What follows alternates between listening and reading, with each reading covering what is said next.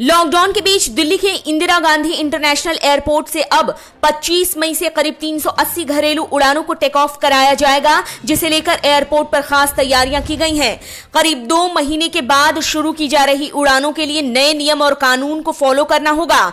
Airport पर 2 metre की दूरी बरतनी होगी, टचलेस सिस्टम की व्यवस्था होगी।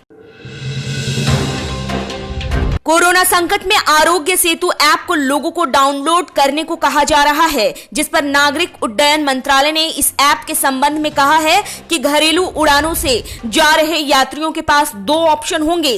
ग्रीन जोन से आने वाले यात्री को खुद के कोरोना नेगेटिव होने की रिपोर्ट दिखानी होगी।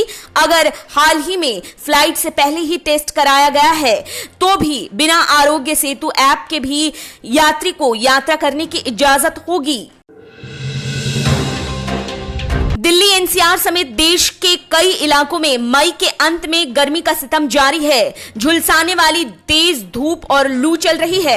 मौसम वैज्ञानिकों के मुताबिक आने वाले 4 से 5 दिन मौसम ऐसा ही रहेगा और गर्मी से राहत मिलने की फिलहाल उम्मीद नहीं है। दिल्ली में भीषण गर्मी के मद्देनजर भारतीय मौसम विभाग ने 24 मई को ऑरेंज अलर्ट तक जारी कर दिया था। इंडियन रेलवे 1 जून से 100 जोड़ी ट्रेनें चलाएगी और इसके लिए टिकट बुकिंग के काउंटर भी खोल दिए गए हैं। इसके अलावा अब अगले 10 दिनों में रेल मंत्रालय 2600 और श्रमिक स्पेशल ट्रेनें चलाएगा। 2600 श्रमिक स्पेशल ट्रेनों को 1 मई से पूरे देश में चलाया गया, जिससे देश भर में 45 लाख से ज्यादा लोग अपने गंतव्य तक पहुंचे।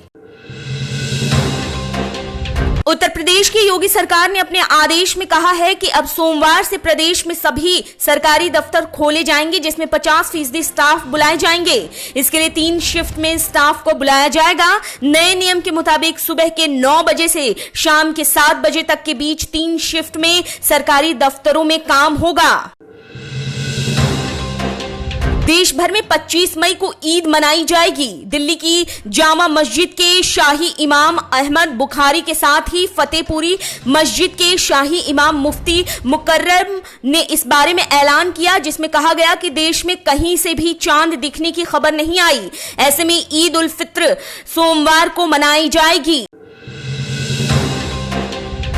रिलायंस समूह के चेयरमैन अनिल अंबानी को ब्रिटेन की एक कोर्ट ने 21 दिन के अंदर चीन के 3 बैंकों को 71.7 करोड़ डॉलर यानी 5,446 करोड़ रुपए चुकाने को कहा है। मामला चीनी bank industrial and commercial bank of China की मुंबई शाखा, चाइना डेवलपमेंट बैंक के अलावा export import bank of China से संबंधित है। पाकिस्तान के कराची में मालीर में मॉडल कॉलोनी के पास जिन्ना गार्डन इलाके में हुए विमान हादसे में कम से कम 97 लोगों की मौत और 2 लोगों के बचने की खबर है। पाकिस्तान इंटरनेशनल एयरलाइंस का विमान लाहौर से कराची जा रहा था और कराची एयरपोर्ट पर लैंडिंग से ठीक पहले रिहायशी इलाके में जा गिरा। लॉकडाउन के दौरान अभिनेता सोनू सूद प्रवासी मजदूरों को उनके घर पहुंचाने में उनकी मदद करने के बाद अब प्रवासियों की मदद के लिए आगे आए हैं।